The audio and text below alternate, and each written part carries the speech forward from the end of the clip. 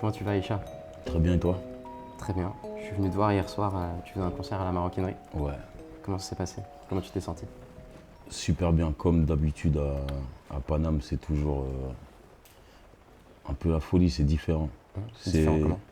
je parlais avec un pote à moi de Belgique, Silla, qui est artiste aussi. Il disait à Bruxelles ou en Belgique, c'est la famille, mais à Paname, c'est les soldats, tu vois. Quand je chante à Paname, je sens que je suis avec mes soldats, tout ça. Il y a toujours beaucoup d'amour. C'est Ouais. troublant, j'arrive pas à expliquer ça, mais Ouais, il y a un truc de communion. ouais, il y a un truc de communion, je sens qu'il y a une très belle énergie, tu vois, à Paname. Et pour te dire, dans mes top 3 des concerts, il y en a deux, c'est Paname, quoi. D'accord. Ouais, vraiment. Comment tu te sens, toi, en tant qu'artiste, dans ces moments-là, quand tu as conscience du pouvoir que tu as sur cette énergie qu'ils ont les gens? Je me sens un peu béni comme ça, tu vois. C'est des sensations je pense qu'ils sont pas données. C'est pas tout le monde qui peut avoir ce genre de sensations, tu vois, de ce genre de parcours où tu peux être face à ces gens tu sens qu'ils t'aiment, tu sens de l'amour. Donc, je me sens vraiment chanceux. Et après, tu sais, j'ai toujours du mal à réaliser pourquoi tout cet amour, pourquoi. Je sens en fait que c'est des gens qui vont m'accompagner. Je sens que c'est pas des gens de passage. Je le vois très bien, c'est des gens qui vont m'accompagner pendant un bout de temps, D'accord. tant que je les déçois pas, et j'espère ne jamais les décevoir, évidemment. Ok. Il y a une interview que Jay-Z a fait, que je Mhm, trouve vraiment passionnante pour en revenir sur les concerts, mhm, où il explique que à son grand âge, il a été voir un psy. ouais, Parce que, entre autres, pour les raisons par exemple, lui, quand il se retrouve devant 50 000 personnes, mhm, quand il fait une prestation, un concert, c'est pas normal. ouais, bien De la sûr. même manière que, tu vois, tout l'amour que tu peux recevoir d'un public en tant qu'artiste, Mhm, en vrai, c'est pas normal, parce que c'est spectaculaire par rapport à l'amour que quelqu'un de relativement normal va recevoir dans la vie. exactement. Toi, tu reçois un amour qui peut être intense. Ouais, Moi, j'étais au concert hier, j'ai vu des gens, ils connaissaient tes paroles par cœur, ouais. du début à la fin. Donc, t'as un impact qui est particulier sur eux. Mhm, Et, euh, et même si tout va bien, parce que c'est ce que Jay-Z dit, tout va bien, mais il a besoin d'aller voir quelqu'un au moins pour vérifier mhm, justement que tout va bien. Ce qui est quelque chose que j'ai pas la sensation qu'on peut comprendre naturellement, particulièrement dans le rap francophone. Du coup, moi, j'ai écrit un article ouais, sur, grosso modo, la santé mentale dans le rap français, qui est la raison pour laquelle on se je suis retrouve ici. ici, puisque Ouais. par hasard, j'ai cru comprendre que tu avais lu cet article Ouais, il m'avait et que ça touché. t'avait touché. Ouais, ça m'a touché. Qu'est-ce que, qu'est-ce De- qui t'a, qu'est-ce qui t'a interpellé dans ce sujet? Au fait, je me suis reconnu dedans, entièrement, tu vois. Je pense que dans ma musique, je parle de ça aussi. Tu vois, par exemple, quand dans Grand Au grand Jamais, je jamais. dis j'ai l'air heureux quand je monte sur scène, c'est grâce aux antidépresseurs. Et j'ai toujours eu cette frustration qui part de la famille et puis qui sort aussi de cet environnement de ne pas pouvoir se parler de ce qu'on ressent de nos mots, en fait, tu vois. Et à UX. Et donc, j'ai toujours voulu cette libération, qu'un jour ces portes s'ouvrent et qu'on puisse parler de tout. Autant avec la daronne qu'avec des amis, qu'au boulot, tout ça. Donc, je suis très attaché à ça. J'ai toujours attendu. Et maintenant, de voir qu'on peut en parler dans le rap, de voir que j'en parle dans ma musique, que des gens disent que c'est ce qui fait la différence avec d'autres personnes qui n'en parlent pas, c'est une délivrance en fait. C'est vraiment une délivrance parce qu'il y a un côté thérapeutique Bien sûr. là-dedans. Mais il faut pour que ça fonctionne, il faut que l'auditeur accepte aussi qu'il y a ce côté thérapeutique et qu'il accepte qu'on a besoin d'en parler et qu'on puisse se faire des interviews comme ça, Ouais. tu vois. Ça fait partie du processus. J'ai l'impression que c'est plus simple pour l'auditeur de comprendre ça, parce que l'auditeur, il va chercher des émotions, tu vois. Il va Ouais, chercher le fun, il va chercher l'énergie, il peut chercher la sincérité qui peut exactement. être liée à ça. J'ai l'impression que pour les acteurs du milieu, Mhm. c'est moins évident Ouais, d'accepter de rien que ce moment qu'on a, bien toi et sûr. moi. Je suis pas sûr que j'aurais pu l'avoir avec beaucoup d'autres artistes qui seraient prêts à se dire, à être d'accord en fait, de se dire que tu sais, des fois ça va pas. Ouais, Et c'est pas nécessairement toujours lié à la musique. Ça peut être lié à la musique, mais ouais. C'est la vie, quoi. des fois c'est la Ouais, vie. ouais, bien sûr. Et c'est toujours plus simple, effectivement, quand tu as un canal de communication. Pourquoi est-ce que tu crois que c'est si difficile de communiquer? Il y a deux. En fait, c'est difficile de trouver les mots justes et chaque personne Donc on est deux individus, mais les mots que je vais utiliser peuvent te toucher, mais ne vont pas toucher l'autre. Et en fait, il y a un moment donné où tout ça devrait communiquer, mais ça communique pas parce que c'est pas je te dis pas les bons mots, ou lui je lui dis pas les bons mots, donc ça colle pas. Et en fait, du coup, j'ai l'impression que le discours il tourne pas. Il s'arrête, il y a un moment où il y a une barrière en fait, tu vois. Je pense que c'est pour ça, ouais. Selon moi, j'ai l'impression qu'il manque un espace ou une manière de penser dans l'industrie de la musique au global Ouais.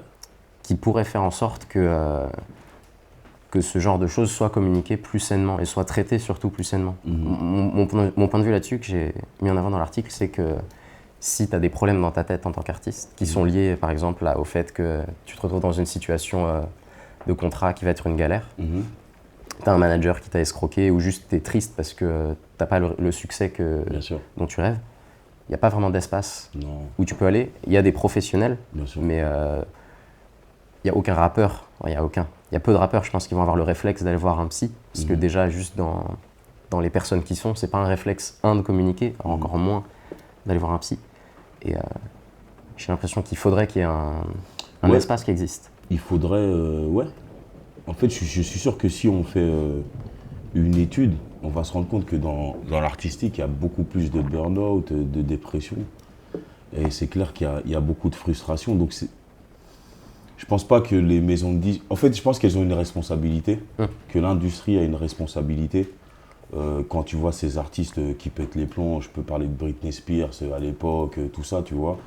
En fait, c'est l'industrie qui a créé ça et c'est clair que c'est aussi à elle de se poser la question qu'est-ce qu'on peut faire pour que ces gens-là, qui ont souvent une sensibilité, une très grande sensibilité, puissent vivre plus sainement leurs échecs, leurs réussites, tout ça, tu vois. Mais après, c'est une réflexion qu'on doit avoir tous ensemble. Ouais. Mais il faut lancer le débat. Et ce que j'ai aimé dans ton article, c'est que tu as amené une réflexion. Et finalement, de ta réflexion, je pense que si on continue à en parler, il y aura des initiatives, c'est sûr. Bah, c'est pour ça que je fais ça avec toi. Je suis vraiment honoré que tu prennes le temps de parler avec moi de ce genre de sujet. Parce que par exemple, tu vois, quand je lis par exemple des articles qu'il y a sur ce qui s'est passé aux États-Unis avec des artistes comme Lil Peep, Mac Miller ou XXXTentacion, c'est pas nécessairement à chaque fois lié à des problèmes de santé mentale, mais c'est des comportements qui pourraient être encadrés par l'industrie ou ailleurs. Et à chaque fois que je lis ces articles, je me dis que c'est extrêmement frustrant en fait, parce que ce que les journalistes vont faire ou ce que le public va faire, c'est un constat qu'il y a quelque chose qui ne va pas. Mais c'est pas se mettre ensemble et se dire « Ah bah ça va pas, il va falloir qu'on le fasse évoluer en fait ». Et là, en l'occurrence, je pense que c'est vraiment quelque chose que les artistes peuvent faire, prendre conscience. Clairement, ouais. Après, et construire ensemble. Ouais, il faut se protéger. Je pense que les artistes ont besoin de protection aussi face à tout ça, parce que quand tu reçois toute cette vibe, tu te dis, des fois, moi je me dis, c'est trop pour un seul homme, tu vois. Tous ces gens, tous ces remerciements, tous ces trucs-là, je me dis, mais c'est beaucoup trop. Et je comprends qu'à un moment donné, que tu aies du mal à encaisser tout ça. Quand tu encaisses ça pendant des années, à un moment, j'ai l'impression que ton corps, c'est comme s'il prenait plein de coups, tout ça. Et à un moment, tu pètes un plomb. Et moi, j'ai l'impression que le pétage de plomb, il est inévitable dans la carrière d'un artiste. J'ai l'impression qu'un artiste, c'est destiné à un moment péter un plomb et puis avoir un revirement, tu vois, artistique ou pas, tu vois. Et c'est pas normal que pour moi, ce soit normal. Ça veut dire qu'il y a un souci, ouais. Ouais, je suis assez d'accord. Je pense en réalité que tu peux péter les plombs, mais que tu peux le faire en étant encadré. Je pense que tu n'es pas obligé de souffrir et de te détruire. C'est ça, tu peux souffrir dans un bon cadre, un peu comme un sportif, tu vois. Quand il sait qu'il y a un objectif, il va se donner à fond, il va se faire mal, potentiellement, il peut se blesser au cours d'une saison, et il va pas oublier l'objectif et il va aller jusqu'au bout de ça. Exactement, c'est ça. Dans une interview que tu as fait pour Combini, avec Sophie Laroche, tu parles d'un concept que j'ai trouvé vraiment formulé de manière intéressante. Tu parles de l'après-rap. Et tu dis que on réfléchit pas assez souvent à ce qu'on peut faire après le rap. Je pense que ça inclut autant les rappeurs que les beatmakers, les ingés. Dans ce que tu dis, dans cette réponse à cette question, tu dis que pour toi, le rap, c'est pas assez bien considéré, alors que y a beaucoup de personnes qui sont dans ce milieu, qui pourraient très bien donner des conférences, donner des cours, Et ça, je pense que c'est particulièrement le cas pour des rappeurs. Ouais. Et je pense qu'on ne leur donne pas assez souvent accès à cette vision de... Tu n'es pas obligé d'être coincé sur ton rêve d'être rappeur. Bien sûr. Il y a 1 milliard de choses à faire qui sont aussi importantes. Ouais, je pense que le rap, après, c'est une école. Moi, pour parler concrètement, je rencontre beaucoup de gens.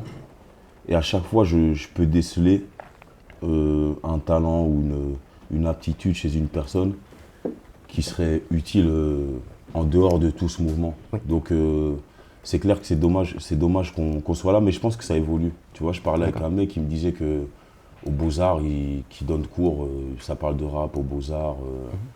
Et je crois que c'est en train d'évoluer, franchement. Qu'on donne la place aux rappeurs parce que finalement, tu te rends compte que c'est des mecs d'en bas qui ont réussi à tout exploser, tu vois. Aujourd'hui, les médias, ils peuvent pas se mentir, c'est le rap. Donc finalement, il y a une success story.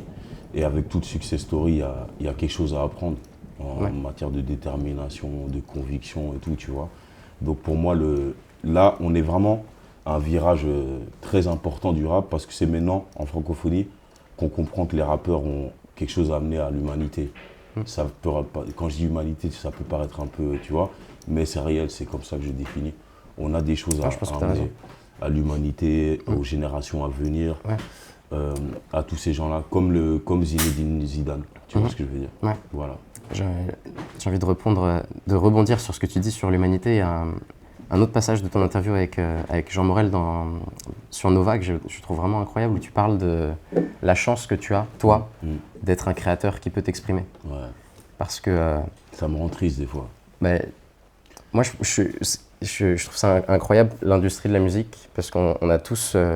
on a beaucoup mis l'accent sur le fait que la création musicale, c'est un business. Ouais. Alors qu'en vrai, je pense que c'est d'abord, avant tout, un moyen d'expression. Je pense qu'il y a beaucoup de gens qui sont tristes pour ça, parce qu'ils se lancent dans l'industrie, parce qu'ils ont quelque chose à dire, et ils finissent par dire quelque chose qui est ce qu'une industrie veut, ou un proche, ou une mouvance, mais tu ne dis plus fondamentalement ce que tu as envie de dire, ce qui est le... Mais quand je parlais de protection, tu vois aussi, c'est ça aussi, tu vois. C'est d'avoir des gens qui t'entourent et qui vont t'empêcher à un moment de ne plus être toi-même, qui vont te rappeler, mec, ça c'est pas toi, fais pas ça. Et c'est quand je pense que quand tu as une carrière et que tu te rends compte que pendant 2-3 ans, ou même une interview ou 2 interviews, tu n'as pas été toi-même et tu as voulu jouer un rôle, ça peut être pesant pour certaines personnes, tu vois. Ça peut vraiment être pesant. Et je parlais de tristesse par rapport à l'expression, parce qu'il y a beaucoup de gens qui finalement cherchent une manière de s'exprimer et qui n'y arrivent pas. Là, tu parles des gens...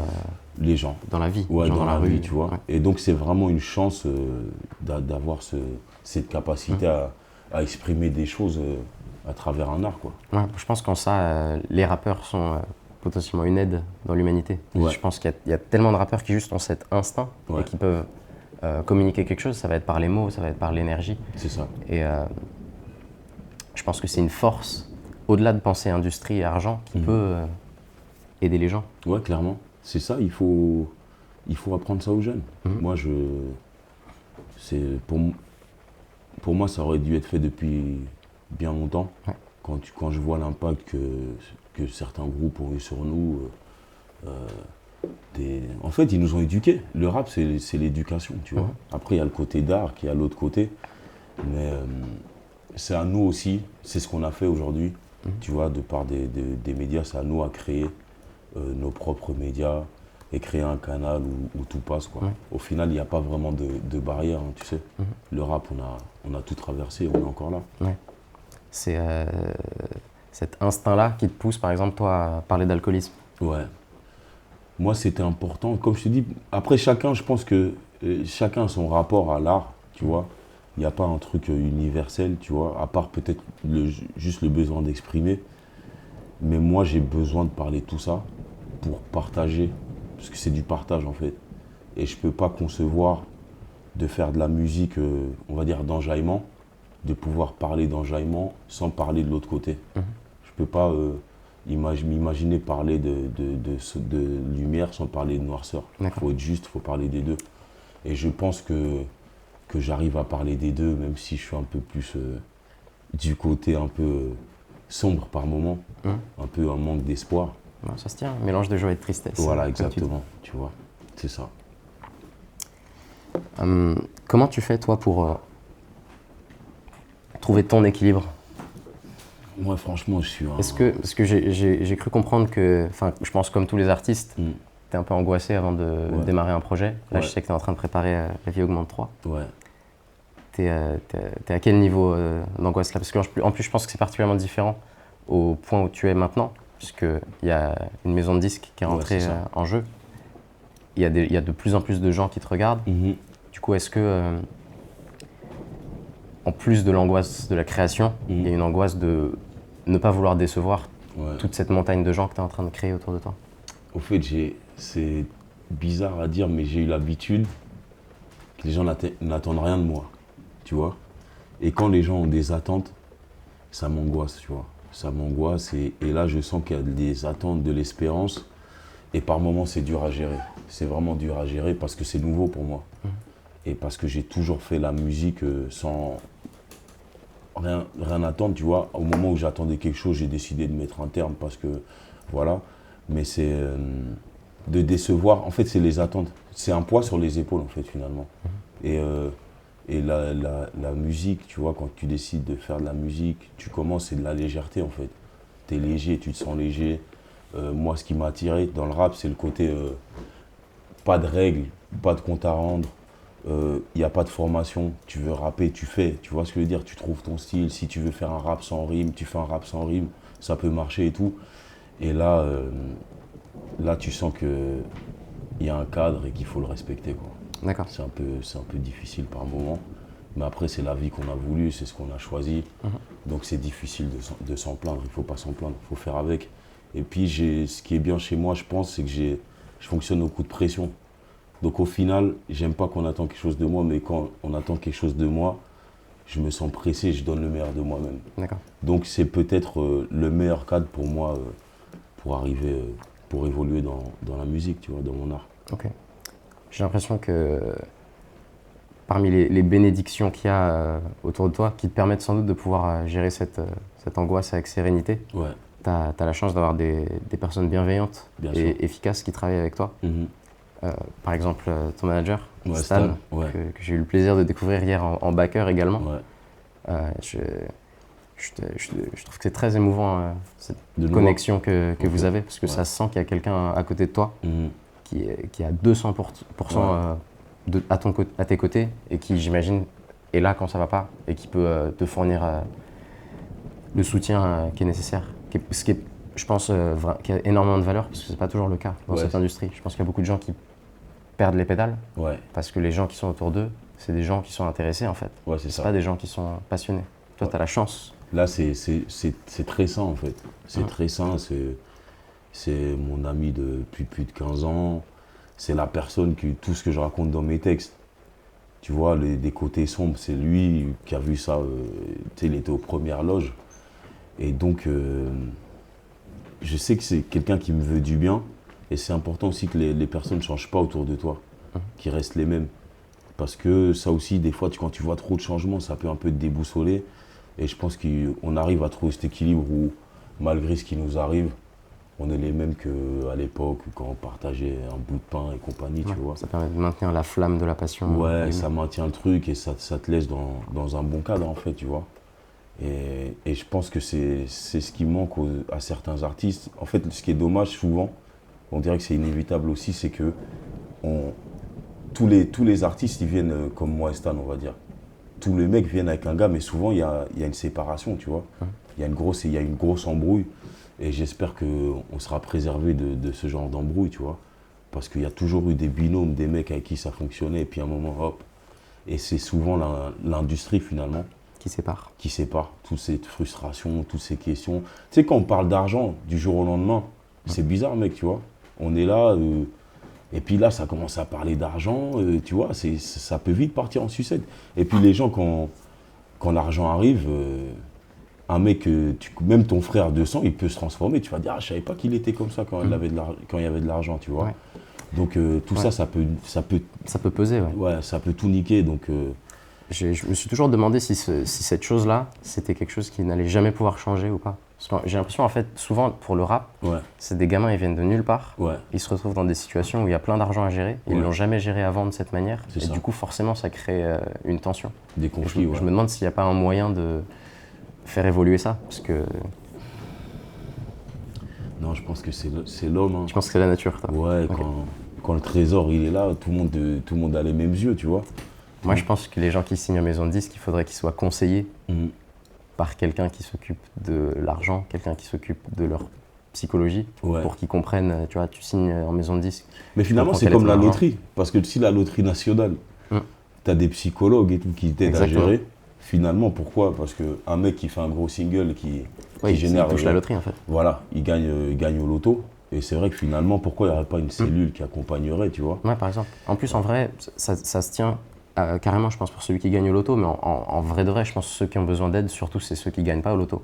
Ouais, et aussi, genre, ça c'est notre histoire. Tu vois, il leur manque un numéro. Ouais, bien sûr. Et souvent, quand tu signes en maison de disque, en vrai, c'est ça ce qui se passe. Parce que tu as un espoir, tu as un rêve, parce qu'on a tous les artistes, on a le rêve de être super connu, être super aimé. Ouais. Mais ce qui se passe, c'est du fait de... C'est du hasard, quoi. C'est pas la maison de disque qui va décider, c'est pas la presse, c'est pas toi, il faut trouver ton public, tu vois. Ouais, bien sûr.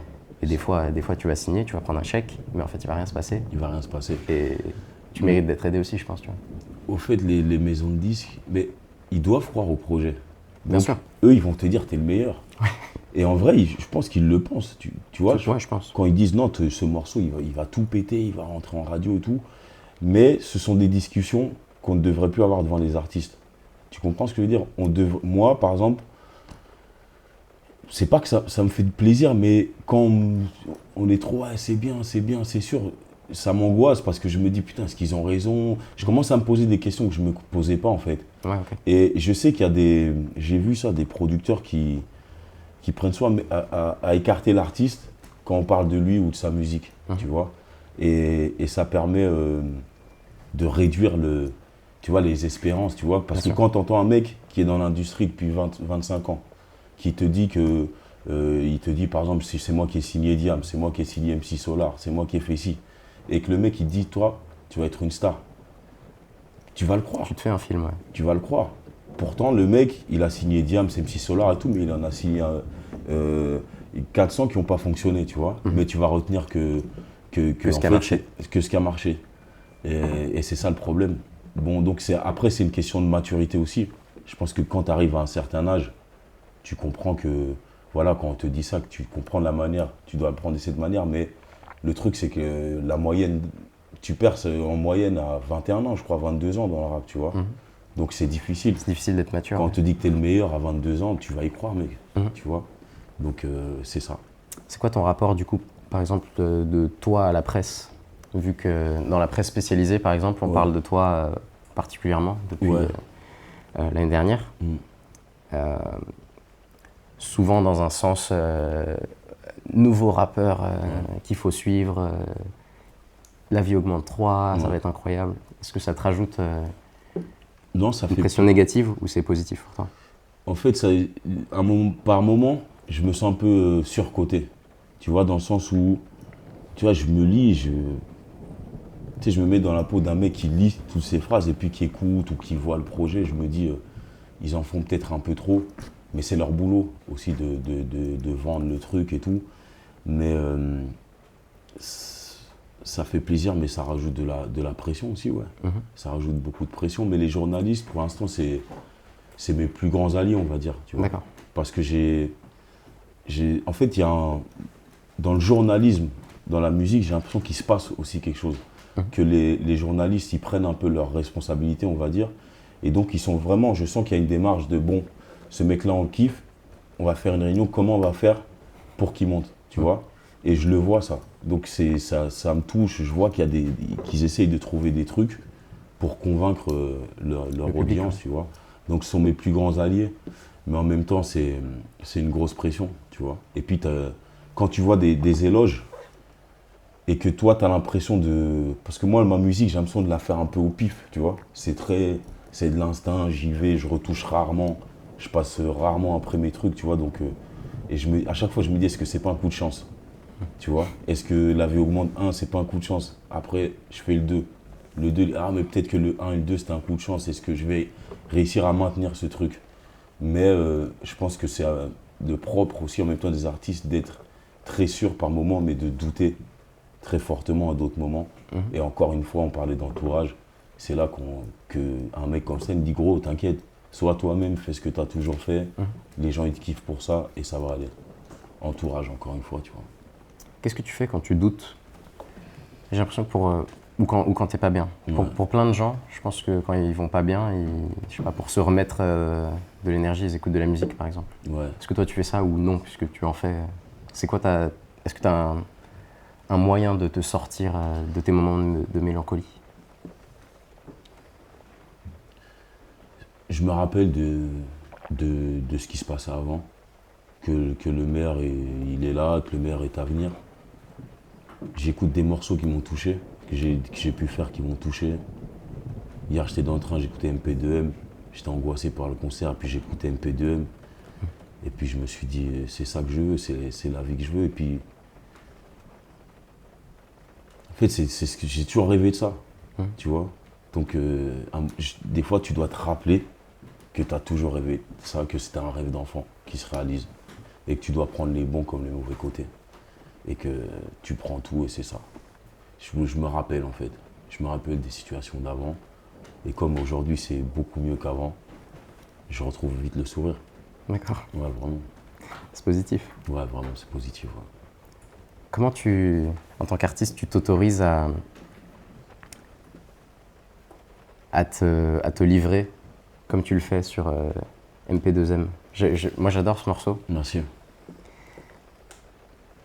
Mais je m'interroge, si moi j'avais une chanson par exemple à faire sur mon père décédé, est-ce que j'aurais le courage déjà d'en parler à un public? Ouais. Et est-ce que j'aurais pas envie de garder Non, c'est... le deuil personnel Pourquoi toi, est-ce que tu veux partager ça? Moi, j'ai fini mon deuil, honnêtement, le jour où j'ai fait cette chanson. Pourtant, ça fait 10 ans, il est mort, c'était en 2005. Et c'est là que j'ai fait mon deuil. Parce que je pouvais en parler, je pouvais sublimer, je pouvais faire quelque chose de beau avec tout ça. Et voilà, ça m'a vraiment fortifié en fait. Cette expérience en fait, c'est suite à un décès, ça m'a appris que avec des chansons, tu peux régler des problèmes en fait. Tu peux régler des problèmes en touchant des émotions qui vont te faire du bien finalement quand tu vas repenser à tout ça, tu vois. Et maintenant, quand je repense à mon daron, je pense à MP2M. Donc je pense à une mélodie, je pense à un refrain, je pense à un morceau. Et ça me fait plaisir. C'est ça. C'était quoi le rapport de tes parents à ta passion envers la musique? Je sais que souvent ça peut être la musique, les envies artistiques, je pense que c'est quelque chose qui peut être super dur pour les relations sociales que tu as. Parce que quand tu es un aspirant artiste, tant que tu n'as pas réussi à transformer l'essai, tu es juste quelqu'un de bizarre en fait. Et ça peut créer des tensions entre, mettons, toi et tes parents par exemple. Moi, dans mon cas, mes parents, ils m'ont laissé un peu dans mon délire, tu vois. Ils m'ont laissé dans mon délire, il sort le matin, il rentre le soir, il va au studio. Je pense qu'ils étaient rassurés que j'ai une passion, tu vois. Parce que finalement, je pense que les parents les plus déboussolés sont ces parents qui ont un enfant dans leur chambre et qui fait rien, qui n'a pas de passion, qui n'a pas de moteur, qui n'a pas de rêve. Donc moi, on m'a toujours laissé faire ça, mais... et j'ai toujours, en fait, ma musique, ça a toujours été mon cocon. En dehors de ma famille, j'ai toujours eu besoin d'avoir un endroit à moi. C'est pour ça qu'aujourd'hui, quand ma famille vient au show, ça fait plaisir, mais ça me saoule parce que j'ai pas ce rapport-là à la musique. Il y a ma famille et puis il y a la musique, avec ma famille, de la musique et compagnie. Et donc c'était comme un refuge pour moi. C'était comme un refuge, mais en même temps, ça m'a mis en marge de toute ma famille, parce que j'étais vraiment coupé. Et ce qui est drôle, c'est que quand j'avais 19 ans, j'ai sorti un album, et il y a une de mes sœurs qui m'a dit, j'ai écouté, tu vois, c'était un peu dans mon ADN de parler de moi, tout ça, et elle me disait, j'ai l'impression de te découvrir en fait. Toutes ces choses que tu n'arrives pas à nous dire, en fait, j'ai écouté ton album et j'apprends à te connaître à travers ton album. Mais c'est ouf une personne qui vit avec toi, tu vois, depuis toujours. C'est ouf. Mais ça, c'est un moyen de... C'est mon refuge, c'est un moyen de m'exprimer, c'est un moyen de passer des messages à mes amis, à ma famille. Et voilà, c'est ça. Mais maintenant, ils ont aussi un grand soutien par rapport à tout ça. Okay. Beaucoup de soutien. Là, pour te dire, hier, j'étais chez ma mère, elle m'a dit, viens manger avant ton concert à Paris. Donc à midi, j'étais chez ma mère, elle m'a fait mon poulet, tac, tac, elle me dit, voilà, comme ça, t'es en forme. Je suis sorti, j'ai dit, ça s'est bien passé, maman. Elle a dit, ben, tu vois, c'est le poulet, t'as bien mangé. Il faut bien manger avant, tu vois. Ça me touche, tu vois, mais c'est comme ça. C'est comme ça. Mais par moments, j'aimerais bien garder ça pour moi et mes gens, tu vois. D'accord. Parce que tu sais, il y a des choses que tu dis pas à ta famille. En fait, il y a des choses, moi, d'après moi, que c'est impossible de dire à ta famille. Et moi, je sais que, par exemple, Stan, il connaît des souffrances que j'ai que ma famille ignore, tu vois. Et c'est entre nous, ça doit rester entre nous, c'est comme ça. D'accord. Comment c'était quand il n'y avait pas autant d'attractions autour de toi? Est-ce que c'était mieux ou pas? Non, c'était pas mieux déjà. C'était plat. C'était plat, la vie, elle était... Il n'y avait pas trop de saveur, en fait, tu vois. C'était une routine, voilà. Les gens on n'y croyait plus trop. Et ouais, c'était assez plat. Maintenant, on vit des choses, en fait, on vit des choses. Moi, je m'intéresse aux gens, tu vois, l'être humain et tout. Comme je dis souvent, là, en un an, j'ai rencontré plus de gens qu'en 7 ans, tu vois. Je me nourris de ça, donc il y a une flamme, en fait. La flamme, elle est revenue. Et je suis comme un gosse qui apprend, qui voit les choses, les arbres et tout, tu vois. Je suis un peu émerveillé par tout ce qui se passe par moment. Ouais, ça se voit. Je pense que ça se ressent dans ta musique aussi, que tu as faim. Ouais, j'ai faim. Et je suis content d'être là, vraiment. Pendant un moment, je crois que tu as arrêté. Dis-moi si je me trompe, tu as travaillé au SAMU social? Ouais, exactement. Donc pendant que tu rappais, tu avais un travail? Ouais. Donc ouais, j'avais un peu arrêté le rap, je travaillais au SAMU, puis la flamme elle est revenue. J'ai continué à travailler, là, Dieu merci, depuis 1 an et demi, j'ai arrêté de travailler. D'accord. C'est un boulot qui m'a... Je travaille avec des SDF, et puis après des migrants. On avait des centres avec 400 personnes, et j'ai beaucoup appris. Ça m'a appris à... Ça m'a fortifié, tu vois. Parce que moi, je suis quelqu'un de proche des gens, donc j'ai des amis là-bas. C'est des mecs que j'ai rencontrés, on a tissé des liens, et comme ils m'expliquent leur histoire, je me dis, en fait, je prends conscience que j'ai une responsabilité, qu'on a une responsabilité. Je prends conscience que, étant fils d'immigrés, je suis né ici, tout ça, je me rends compte de la chance que j'ai. Je me rends compte qu'il y a des gens qui traversent à la nage sur des bateaux de fortune pour être ici, tu vois ce que je veux dire. Et d'ailleurs, pour te dire, c'est une parenthèse, si j'avais des combats, ce serait un de mes combats, c'est de dire aux frères d'arrêter. Ici, c'est dur, tu vois. D'arrêter de détruire ce mythe de l'Europe où tout se passe bien, où, comme on dit au bled, les billets ils sortent du mur, tout ça, tu vois. Leur dire que j'ai une tante, une seule. Toutes nos mères, elles disent, ouais, le bled, le Congo, c'est dur, tout ça, vous avez de la chance. J'en ai une seule qui m'a dit un jour, tu sais, la vie en Europe, c'est très, très stressant. C'est très, très speed, c'est très, très dur. Et les gens pètent vite un plomb ici, tu vois. Et c'est ce qu'il faut dire à tous ces gens-là, tu vois. Et donc, le SAMU social, je crois que ça m'a rendu plus humain, tu vois. Ça m'a rendu plus humain et j'ai beaucoup mûri avec tout ce genre de situation, ce cadre. Et je suis reconnaissant maintenant par rapport à la vie. En général, le destin est généreux. Ouais. Rayon de soleil sur ma peau ténébreuse. C'est ça, la reconnaissance. Je pense que chaque être humain doit se lever. C'est mon combat, je pense. J'aimerais bien un jour être plus vieux et avoir cette philosophie où tu te réveilles et tu es reconnaissant. Tu vois? Et quand tu te réveilles et que tu es reconnaissant, tu ne peux pas te lever du pied gauche. Parce que tu vas... Et en fait, si tu regardes, tu en connais des gens comme ça. On en connaît des mecs qui ont toujours le sourire. Ils racontent pas leurs problèmes, ou tu sais, ils les gèrent différemment et tout. Ils sont reconnaissants. Et là, la vie, elle va t'aimer, tu vas aimer la vie, et ça va aller. Je voulais rebondir un peu sur l'idée de rapper. et avoir un travail en même temps. Ouais. J'ai l'impression que c'est quelque chose qui est... C'est souvent le cas dans la réalité. Pas forcément rappé, hein, mais même les producteurs, tout un tas de gens qui sont dans le milieu artistique. Des gens qui font des écoles d'art, qui peignent. Souvent, en fait, il y a deux fonctions. Ouais. Dans le rap, je pense que c'est difficile de l'assumer. Ouais, je sais pas. Pourquoi toi, ça te pose pas de moi, en fait, c'est en lisant une interview ou une chronique de moi où il y a quelqu'un qui a écrit « Ouais, c'est un des rares rappeurs qui a pas de mal à parler de son boulot. » Pour moi, c'est normal. Tu vois, moi, dans ma musique, je dis pas que je vends de la drogue, donc je suis pas dans les dièses. Donc c'est normal, je travaille, quoi, tu vois. Et je sais pas pourquoi il y a une espèce de... C'est un tabou, les gens parlent pas de leur travail.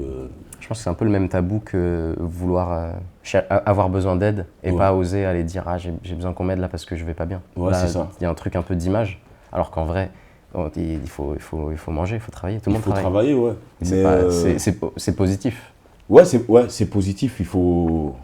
C'est ce qui détruit un peu cette génération, c'est que moi, en fait, j'ai travaillé très tard. J'ai commencé à travailler à 25 ans. Et c'est vrai, quand je parle d'éducation, c'est vrai que dans le rap, j'ai pas assez entendu ça, tu vois, de travail. Et je me rappelle d'un morceau de Wallen, je crois, où elle dit que les vrais soldats ou les vrais héros sont ceux qui se lèvent, qui vont au travail et tout. Et on parle pas assez de ces gens-là, qui sont en fait réellement des héros. Ce sont les gens qui nous ont éduqués, qui nous ont permis de manger et tout. Et à un moment donné, pour moi, les gens, quand j'étais jeune, les gens qui travaillaient, c'était un peu de la loose. Tu vois, où c'était des losers et je voulais pas être comme ces gens-là. Mais à un moment donné, tu te rends compte que, je dis souvent ça, c'est un de mes oncles qui m'a dit, c'est une des plus grandes phrases.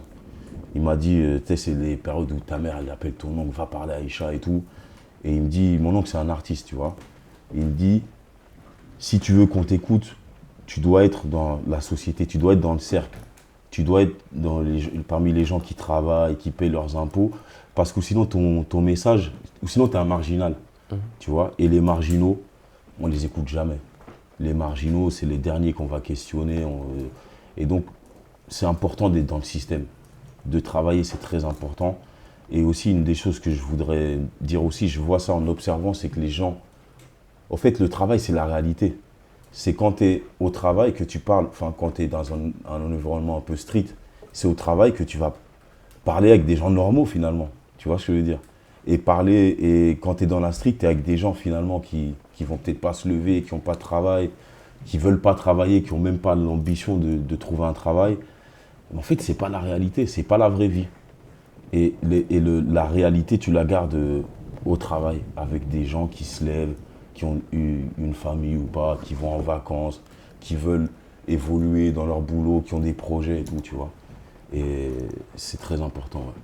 Ce que je trouve sain dans cette approche, c'est que du coup, tu as conscience que potentiellement, à un moment donné dans ta progression de vie, tu peux arrêter de faire du rap, reprendre un travail. Ouais, clairement. Et c'est pas un problème. Non. C'est juste l'évolution naturelle. C'est pas une défaite. Non.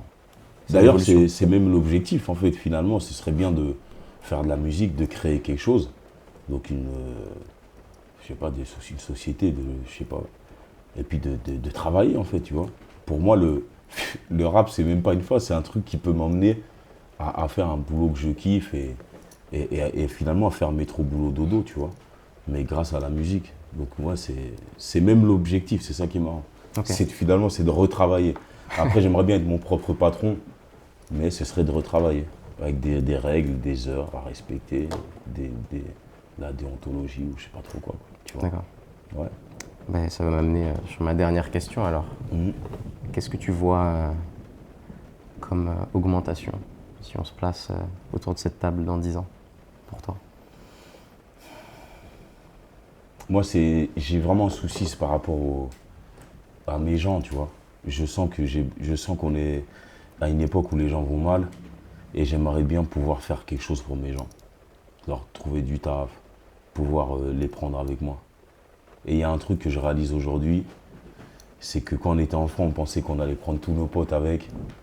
Et aujourd'hui, je me rends compte que ça va être difficile de prendre tout le monde avec.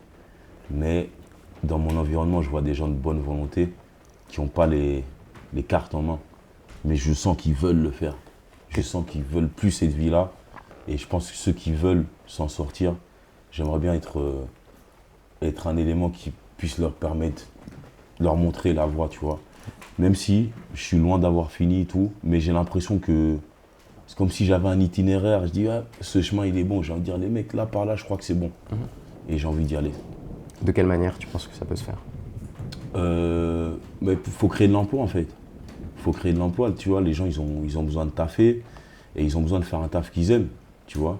Parce que sinon, ça finit mal. Quand tu fais un taf que tu n'aimes pas, tout ça, ça a des conséquences sur ta vie de famille, ton couple et compagnie. Donc moi, vraiment, ce serait créer de l'emploi. Et ce qui nous passionne tous, c'est tout ce qui se passe, là, les yards, les médias, la musique urbaine, les vêtements, les concerts et tout, tu vois. Et des fois, je dis à des mecs, hey, vous savez, vous faites une formation pour faire les lumières dans les salles de concert. On peut vous prendre avec, vous pouvez bouger avec des artistes, vivre la vie d'artiste de toute façon. Et il y en a qui comprennent, d'autres qui comprennent moins, tu vois. Donc c'est vraiment créer de l'emploi. Je dis souvent, si je meurs en ayant créé quelques emplois, en me disant, voilà, il y a des mecs qui ils remplissent leur frigo, leurs enfants et tout, je te jure, je pars avec le sourire. C'est trop important pour moi. Trop bien. On peut finir là-dessus, je pense. C'est où?